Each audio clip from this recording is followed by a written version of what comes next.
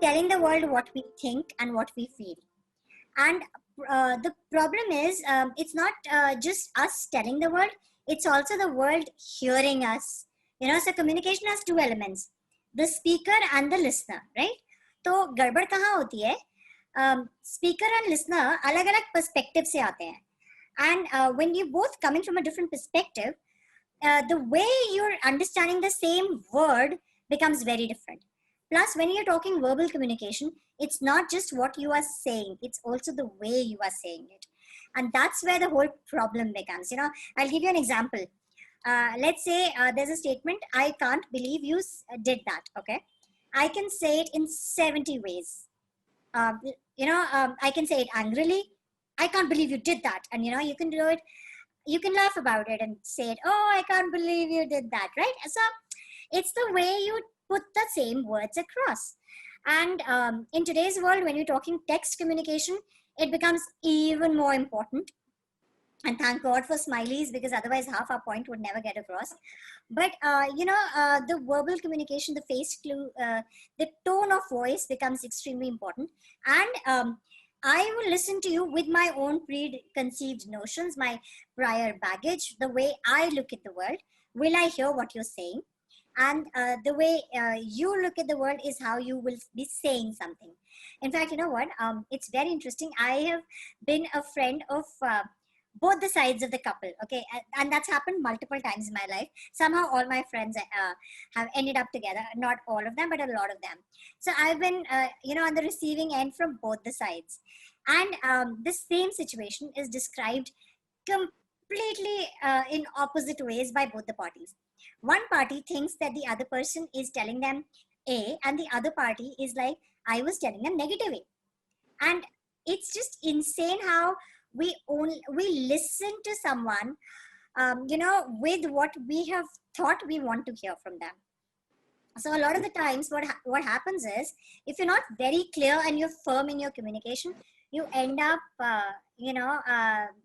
giving an impression which the other one, which you never meant to convey. So communication is always about both the sides, both of them, the listener and the speaker actually understanding each other. So do you think verbal and non-verbal communication both are important, or Absolutely. One plays a major role and other is downgraded?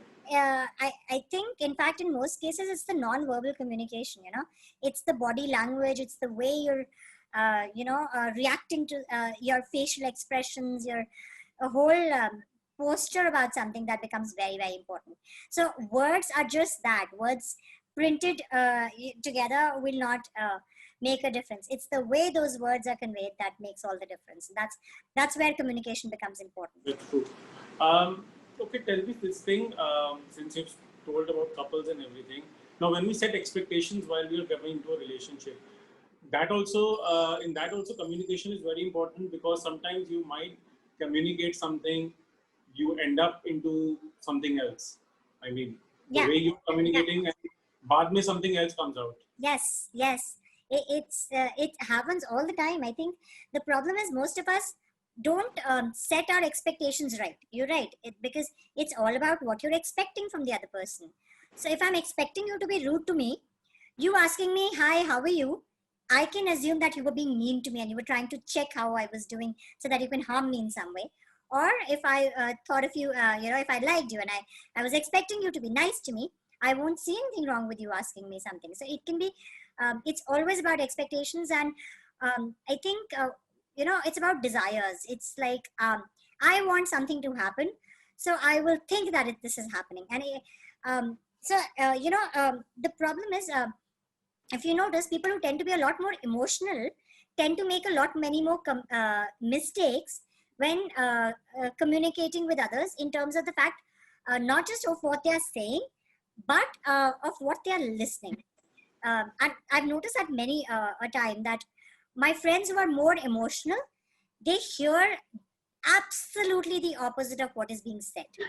So because people who are much more emotional tend to have a much bigger bias towards. So basically, the person hears what he or she wants to hear, right?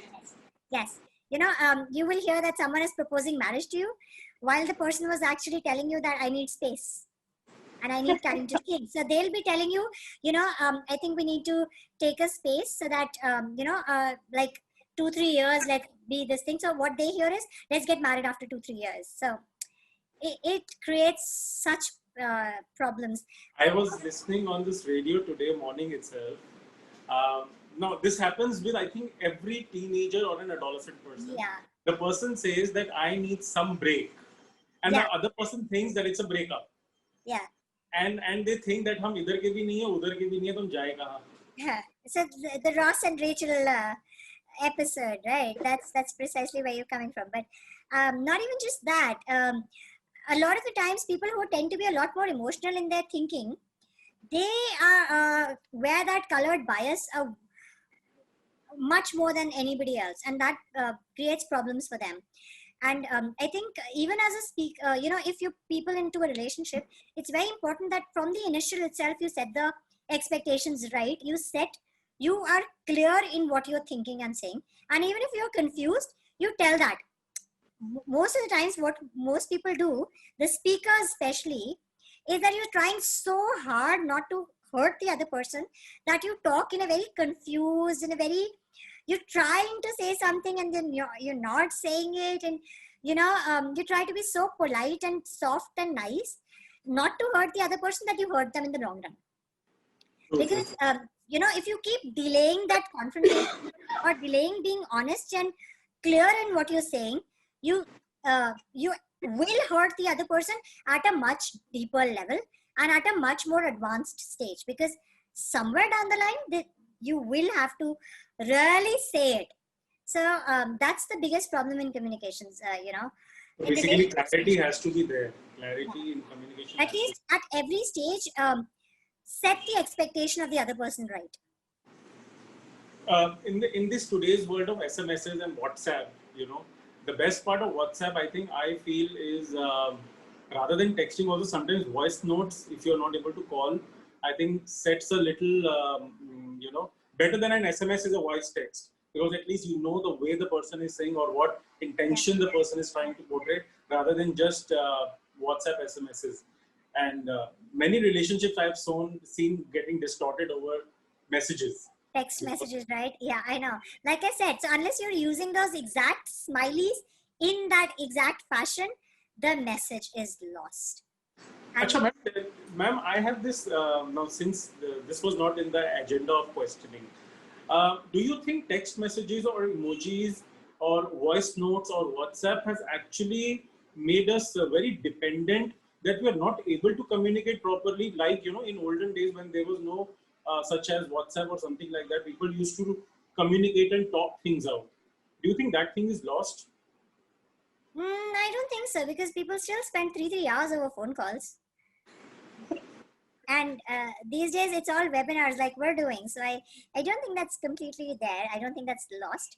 I think in some ways text messaging makes it a lot more easier to communicate. I disagree with you on that. I'll tell you why. Because, for example, if you can't take a call at a point, like I end up in meetings almost all day long. Now, if there was no text message, I will keep cutting your call. And what you think is that I don't want to talk. Yes. And at that point, my problem is I cannot talk to you. So in that way, I think text messaging makes it easier, because I remember, I'll tell you, it was quite a bad situation. I was in court. I was a witness in court in one of the cases I had investigated. So if you investigate a case, you end up also going to court to give witness about it, to explain what happened. So I was a witness and I was giving my statement. My statement was being recorded and my boss was calling me. Okay, so my boss was calling me frantically, and I couldn't take the call and I couldn't drop a I couldn't do anything about it, because I was in court giving a statement and my statement was being recorded at that moment. And I told my boss I'm going to be in court, but she'd forgotten. So it was a terrible situation for me, and I kind of almost picked the call, and the judge looked at me and judge kind of yelled at me like, "What are you doing with your phone?" And I'm like, "Oh, sorry, okay." So I had to, drop that message to my boss that, listen, I can't talk right now. If there was that messaging option not available, my situation would have been terrible from both the sides. So I think at times it saves your life. True, true. Um, so another part of this is that why communication is important in relationships and how you have applied it in your life, managing so many different roles after being a bureaucrat, and your family, your friends, your schoolmates, your work profile.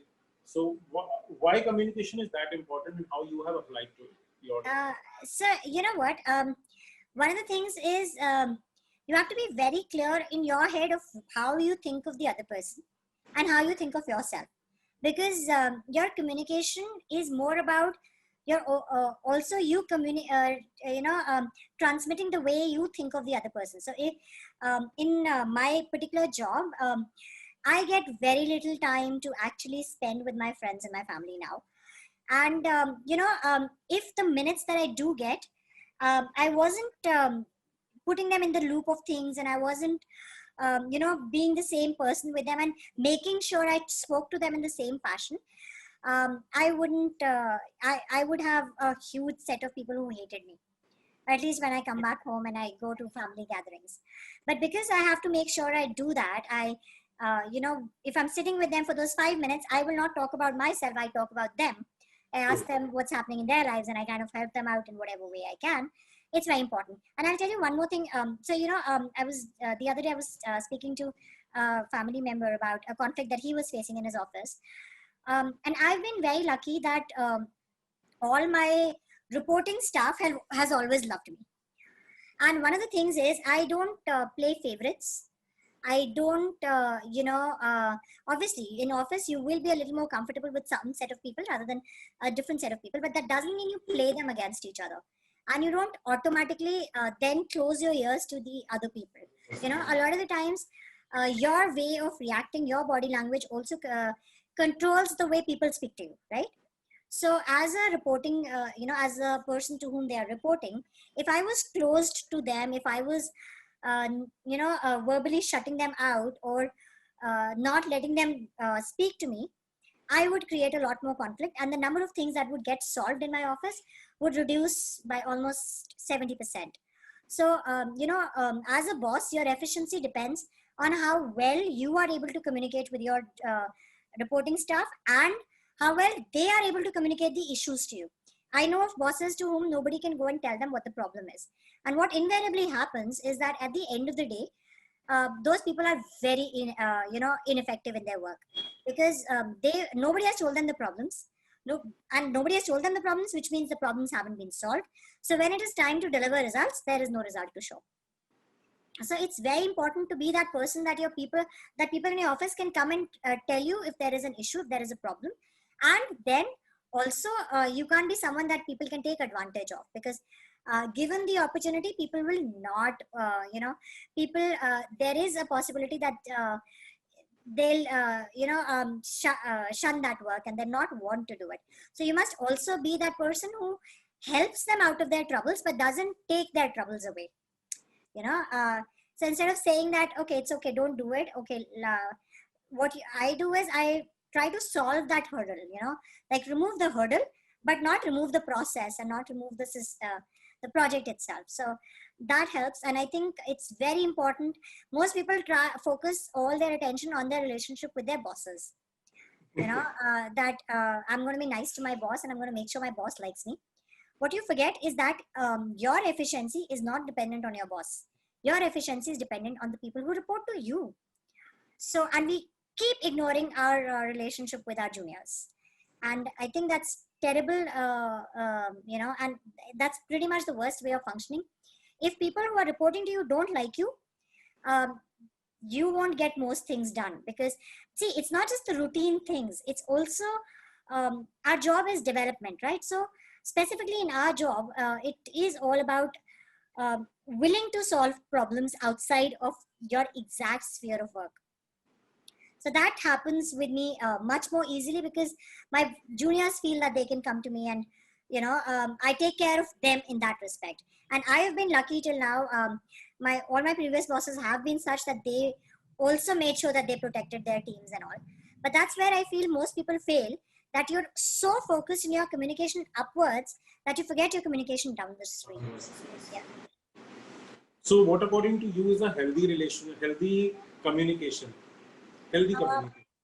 Understanding your audience and then putting your point across to them in the way that you can make sure that they will see, understand what you're trying to say. You know, like I said, it's very important for the speaker also to know the audience. So whenever I go for a session, I always ask, who's my audience? Is it kids? Is it professionals? Is it parents? Who am I speaking to? You know, because I cannot make a point to you about um, X, and your perceptions and the way you look at the world is from a Y perspective. So I always tend to do that. I make sure I know my audience, and that is how I structure my sentences and the tone of my voice and the way I speak. So there is one thing which we always hear in relationships, especially the intimate ones, that there is a 48-hour rule. If you must have heard about it, No, I the 48-hour rule is basically so you communicate things within 2 days and sort it out. okay. But obviously, many people are, they tend to put it on their egos, or they do not want to come up front. They do not want to apologize. Why does this happen? I'll tell you something. For me, if I'm pissed and you approach me within that time, you're just gonna get it. For me, it's better that you stay away till I have cooled down and I have processed my anger on my own. And then I will tell you what you did wrong and why I'm pissed. And then I will forgive you and I will move on. But if you do that within that 48 hours, oh my God, are you going to get it? So I don't know if that works for everybody. It doesn't work. It's not a good strategy to use with me. You know, so I need to process my anger on my own. I don't, approaching me doesn't work. So basically, a person should be given his or her own space to process that. Yeah, that's how I feel. So I think everybody is different from that, because Yes. I know a lot of people who think I got angry and you didn't speak to me and you didn't try to talk to me and you didn't try to pacify me and you didn't try to apologize. I'm not that person. For me, if I'm pissed, you must give me my space to process it, to work it out, and to forgive you. Because also, I'll tell you honestly, I don't get angry easily. With people, I don't get angry. I'll get irritated and I'll say it at that moment, and that's it. But if I'm actually angry, it would have happened after you having committed a mistake at least 15, 20 times. That's when I get angry. And when I'm that level angry, it's better to stay away and keep your distance and let me come to you than you coming to me. So why most of the relationships can be amended, and some relationships cannot be amended even despite communicating? Uh, One point is different perspectives, but yeah. when also you come to consensus, No, but why? I also think it's also different expectations of what you want from each other. So if you're not able to fulfill those, it's not a relationship that can be amended. And I don't think you need to have every relationship be successful. It's okay if some relationships aren't. Our problem is we're not able to take the fact that not everything will be successful just because we are doing it. And that's something that most people fail to recognize, that just because you're in a relationship and just because you want something to be successful doesn't mean it will be. So there's that saying, right? Throwing good money after bad.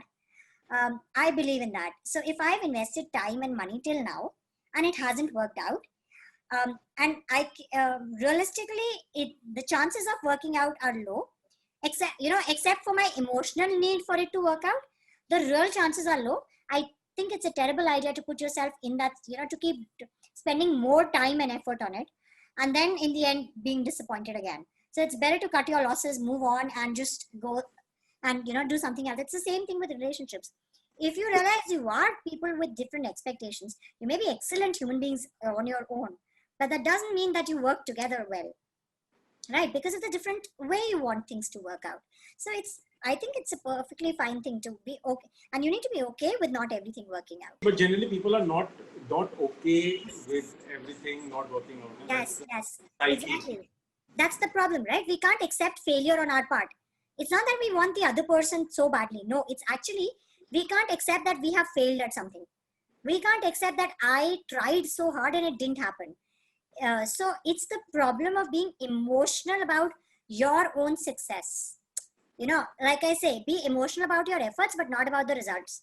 So if you can put in your 100%, the thing doesn't work out still, I think you should be okay with moving on.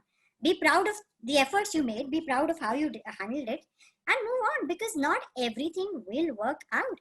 And having that expectation is just setting yourself up for failure. Yes. It's just and that's the reason most people are depressed, by the way. The biggest depression in our society today comes from your own expectations of yourself. You don't realistically analyze yourself, you don't realistically, uh, you know, see yourself, and hence you set expectations from yourself which will not be fulfilled in the real world, and you get disappointed. And And the people who cannot understand this part, that setting high expectations ultimately will lead you to fall down. depression, exactly, it's the biggest reason for depression, that your expectations of you are so unrealistic. I don't even say high or low, I say unrealistic. Unrealistic, yeah. Yeah, because see, I can aim to let's say change the small things in Delhi, but if I say I'm going to bring about world peace, that's just stupid, that's just unrealistic. Or I'm going to make sure that Ganga now flows from the opposite direction, that's not going to happen.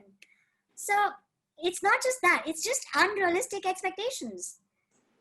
So, ma'am, tell me something. I mean, this is an off agenda question, I would say, but I have heard interviews of people from your stature only, or people who are into bureaucracy in India.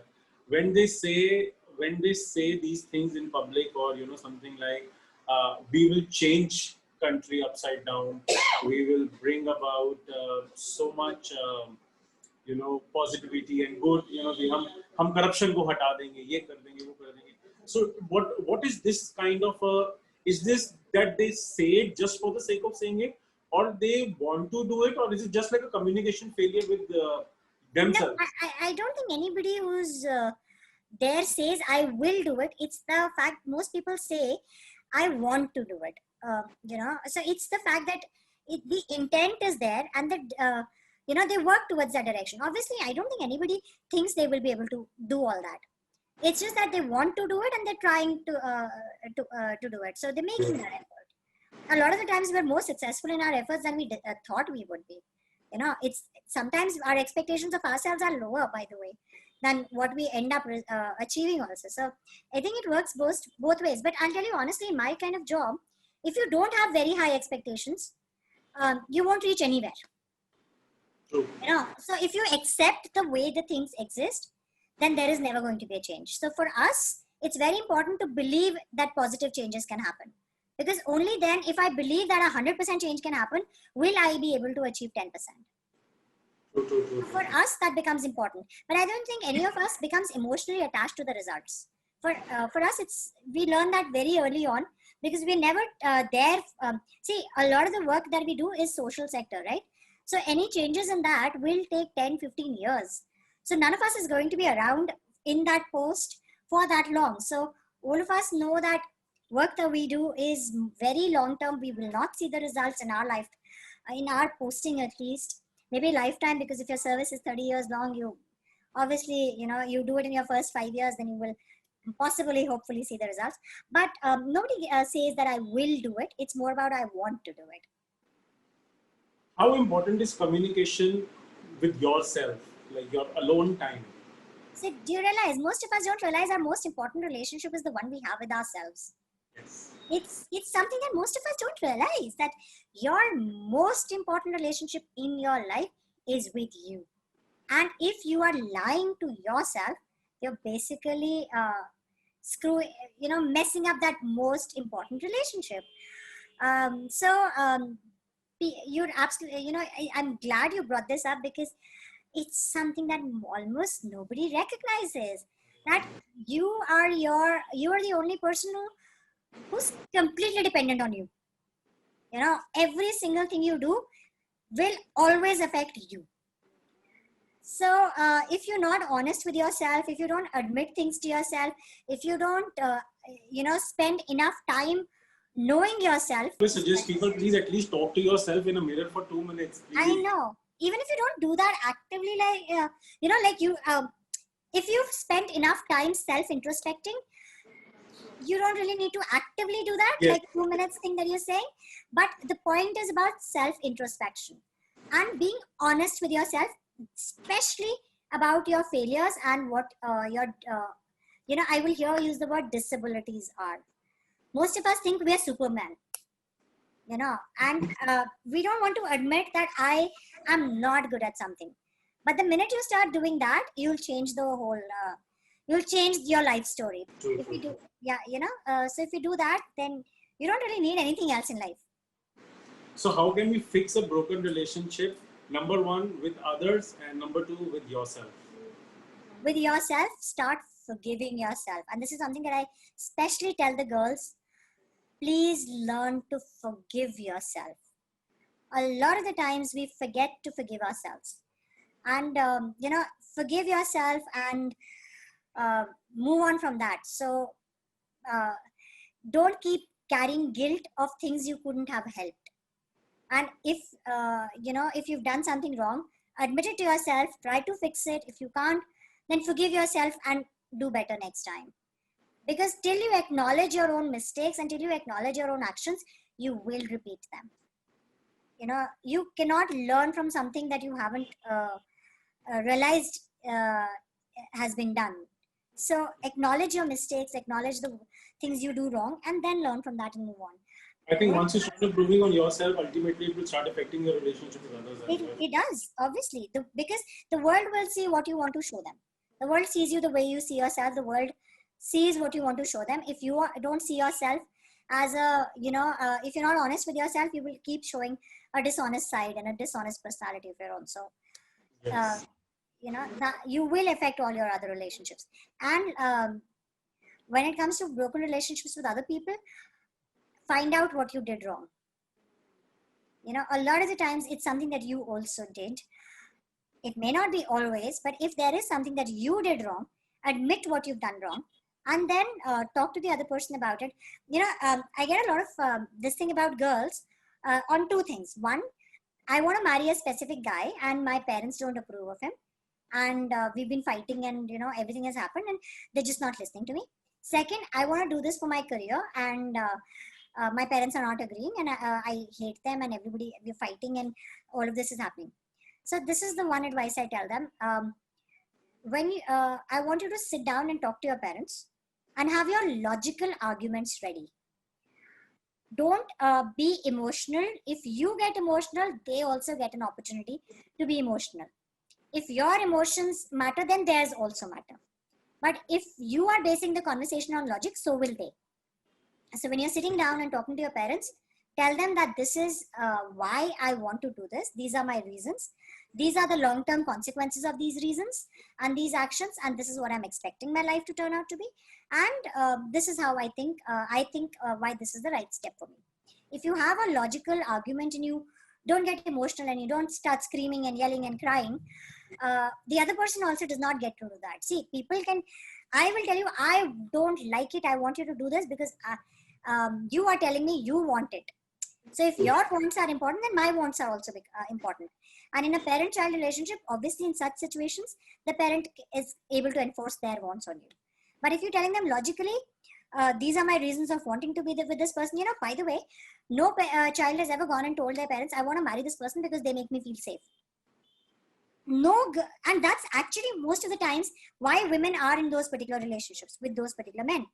But they never tell their parents that. They just say, because I love him. And parents don't understand that because you're giving an emotional argument. And they don't understand that emotional argument. But if you told them that this person makes me feel safe, I feel that this person helps me grow in my career. They have given me good advice when I needed it. They have helped me,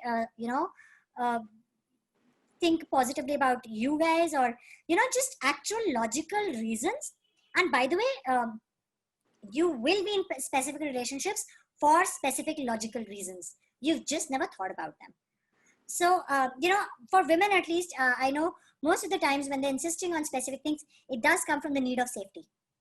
And if you are able to communicate that to your parents, I do think they will listen to you a lot more willingly. But what we end up saying is, I want to. Just because I want to and I love this person, so you must. That's an emotional argument, and you're going to get an emotional reaction back. So my main point is, think about the logic of everything. And if you actually thought about these kind of reasons for being in a relationship, you won't have a divorce as well. True. What about boys, ma'am? How will you say this about boys? Do you think boys actually have these conversations? They don't. Men in our society don't have these conversations with their parents. What men have been told that don't do this career? You know, those are rare cases, because then they are just maybe trying to become a cricketer or something, and then their parents say, "Ki, acha, ye mat karo, don't become a cricketer, go study." And then there is a logic to that. The parents' logic is, this is a very uncertain career. We do not know if you can do this. And the boy's logic is, I think, I believe I'm good in myself and I'm good enough. That actually is a logical conversation, by the way. You know, and where both the sides have said, why not? But with women, it's never a logical conversation. It's always an emotional conversation. So I think you know, if so, that's why I advise the girls that please logically speak to them. And by the way, the men that come to me are always talking that my girlfriend's parents are not allowing her to do this. Okay, I have very rarely had men come and say, my parents are not allowing me to have this career. Especially in the career that I am, unfortunately, it's a very male centered and one of those careers that people think all men should be in anyway. So there I don't ever see men being told, no, you cannot be a civil servant. It's always the women who are told. And you know, it's always the women who are told, you cannot marry this person because he's of a different you know, for the men it's only the caste, nothing else. It's never for any other reason except her caste. And in that case, I don't think men even ask for advice. They just you know, decide if they want to go with their parents or with their whoever they're dating. But for women, it becomes an actual argument and a fight. And a, you know, by the way, since childhood, men are taught to think more independently than women are. And men are allowed to make their choices independently while women aren't. So a lot of the times when men are making that choice of who to marry, they don't actually, you know, fall back onto what their parents think as much or ask for help on that. Most of the times they decide that, do I want to alienate my parents because of these reasons, and then they make that call. So it's the women who get into that emotional situation. Men ke saath, it's generally, you know, one time argument, and mostly for a single cause of caste. We don't expect anything else from the girl except she should be of our caste. And me smiling actually. Yeah, I see her smiling and nodding all this while. I think she's going through one of these situations. Best of luck, Tanvi. Like I said, be logical. Ma'am, last two things I want to know. One, why are we so hesitant on accepting our mistakes in relationships, which is called escalation of commitment, even in adults? Yeah. Why it happens? It's mainly because of the fear of failing at something. If you admit your mistake, you're saying that you failed at something. And we all want to be perfect, right? Since childhood, you're taught that perfection is the most important thing. You have to be the best and the most perfect, which also means you have to be the most perfect and the best at all the relationships that you're having. And which is why, by the way, we also keep competing in our relationships. You know, because we're just taught to be the best. I don't know why India is so focused on being the best on everything. But generally, we tell our people that you have to be the best at everything. So you cannot fail. The option of failure does not exist. And if you cannot fail, you obviously will not admit when you have failed. And admitting your mistakes makes you a person who failed at that. And that's where the whole problem lies. The fear of failure is so badly entrenched in our society that we just don't allow people to have space to admit their faults. And I think even coming on a second position is not worthy enough because you're not the best. I don't know why. And I'll tell you one more thing is your social esteem is also at being successful. So, you know, people will judge you if you've not been the best at everything. See, why is divorce such a problem in our country? Like, if you get divorced, why is that such a big deal? It's because you have failed at marriage. That's how we see it. You know, and while, by the way, you force someone into a marriage which they didn't want. Love marriages, different argument, but in arranged marriages, when they fail, you have kind of put the person in a particular situation and they have failed at that, and now you're telling them, oh my god, you failed and you're so bad. So as a society also, we judge people for failing. You know, we judge people for failing, because I don't know why. I mean, it's not socially okay to fail, and hence you don't admit your mistakes, because if you admit your mistake, it's you who has failed, and that's not allowed. So basically, it's like a cycle, no? You don't admit it. Yeah, It's your and you fear keep, of failing. You can't show people that you have failed, and then you again, keep failing at more and more things. yes. So Yeah. it's like a cycle. So my last question here is that how can you improve your communication skills? Your own thinking on it. My so like we discussed already, that make sure your communication with yourself is honest. So self introspection, knowing who you are, also knowing your mistakes, your faults, knowing how you put, like if taking feedback on your communication with others is also very important. If people Yes. tell you that I didn't like the way you said that and you hadn't meant to, it's very important that you understand that, so that you don't repeat it and you don't do it to someone else again. So I think those two things are most important. Admitting your failure and admitting your mistake in your communication style, and then going from that. So good evening, ma'am. Okay, ma'am, my question is, why usually most of the relations break up after 2 or 3 months? It's because you went into a relationship with the wrong reasons, for the wrong reasons. And it's not really breakups, by the way. I don't think 2 or 3 months is a long enough time to call it a breakup. It's about 2 or 3 months is when you realized this isn't for you and this isn't what you were looking for. And you decide to move on. So 2 or 3 months is when you've actually gotten to know the person relatively better, and then you realize that, okay, this is not the sort of person that you wanted to be with. And So, hence so you 2 or decide 3 months wala thing, we can actually call it as a fling or yeah, not even a fling. I think it's a testing period, the period of getting to know each other. And that's when you figure out if that person is really what your initial impression was. To confirm your initial impression, you take those 2-3 months, and then you realize that that's not the person that you thought you would they were, and hence you move on. I feel it has happened with him. That is why he's asking. Otherwise, he never asks these things. So, ma'am, Sandra is actually looking after Peaceful Mind in Argentina. She's Okay, just nice, started it. She doesn't speak English. She's like a complete Yo hablo Spanish. español. Hablo español. Well, for me, it's good morning to everybody. For me, it's very difficult to spek English. Yo I hablo love to español, listen. Sandra. Bien, perfecto. Yes, but you are the only one. I know. Sí. Really. Bueno, estuve escuchando atentamente. I was listening Right. everything, and I love when you said, "Be honest with yourself."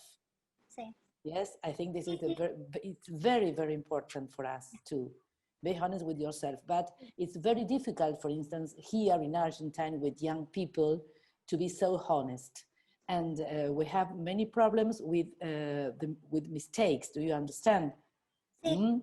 Sí. Because ellos quieren, realmente son muy competitivos. Sí, sí, sí. Es mismo aquí también. Claro, entonces es Sí, sí. muy difícil para la gente joven poder equilibrar este aspecto. Sí, sí. ¿Sí? Claro que es mismo en todas partes del mundo estos días, especialmente los países que son en developing países que son creciendo. Claro, porque la palabra éxito, the word, Sí, es muy importante.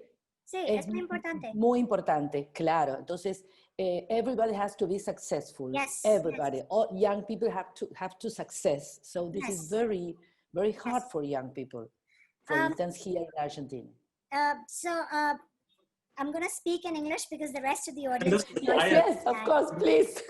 Yeah. Because I understand. I can't speak, but I understand perfectly well. Perfect. Great.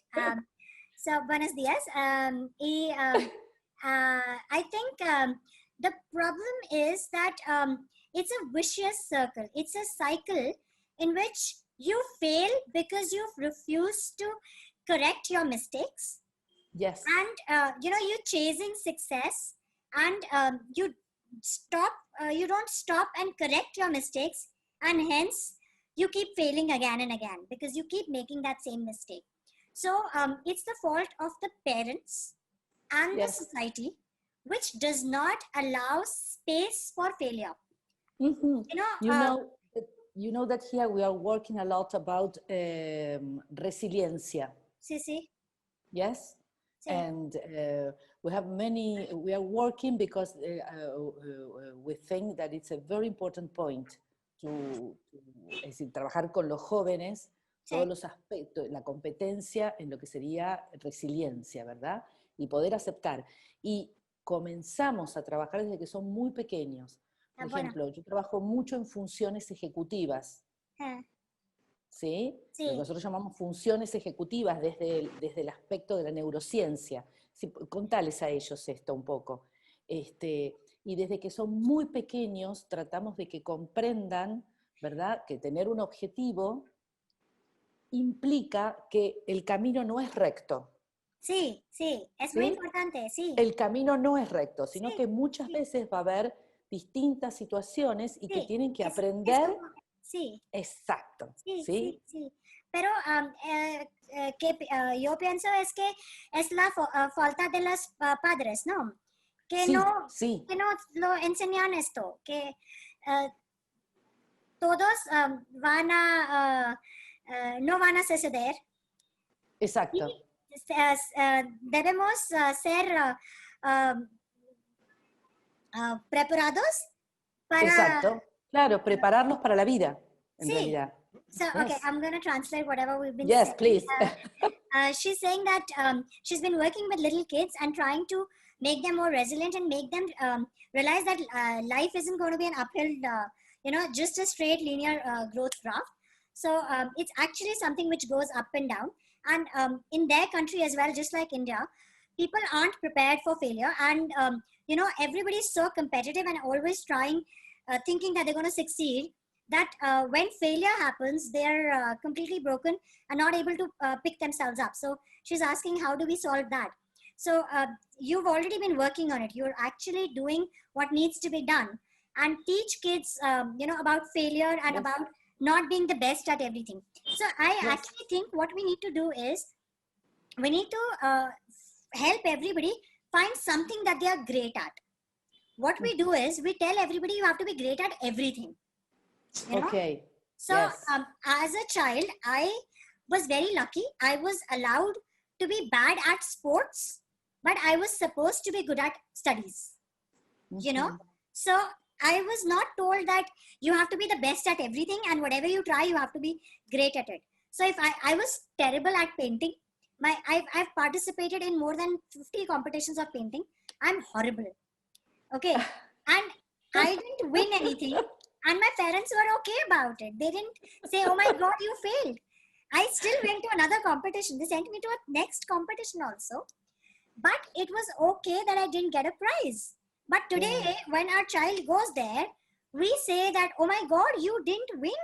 Oh my God, we make the child feel so bad about failure that the child then thinks that that's their duty. And then they cannot admit because they are afraid that the world will judge them.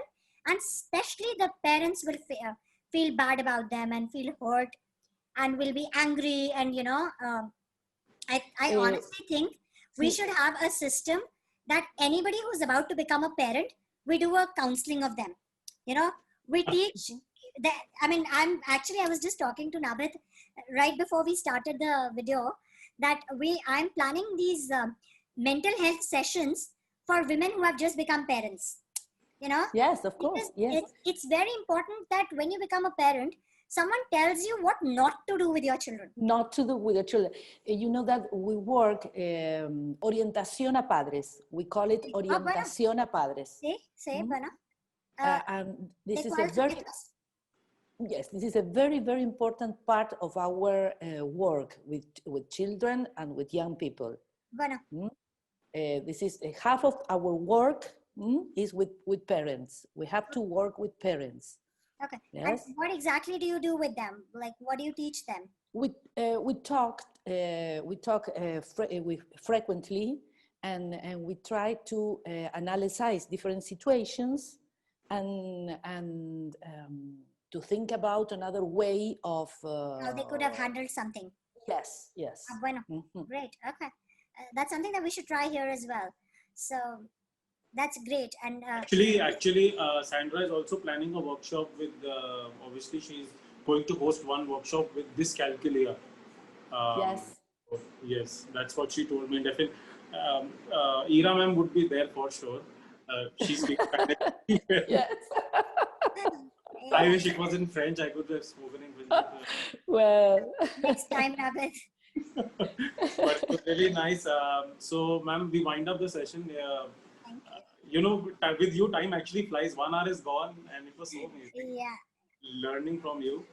Thank you, Ira ma'am. Thank you so much. My We stay in pleasure. touch and we start working for the project which we were discussing, and we meet soon. Thank you, Sandra. Thank you, Halima. Thank you, Tanvi. Thank you, Naman. Thanks to myself. Thank you, ma'am. See you. Good evening. Bye-bye. Bye. Take care. thank you very much.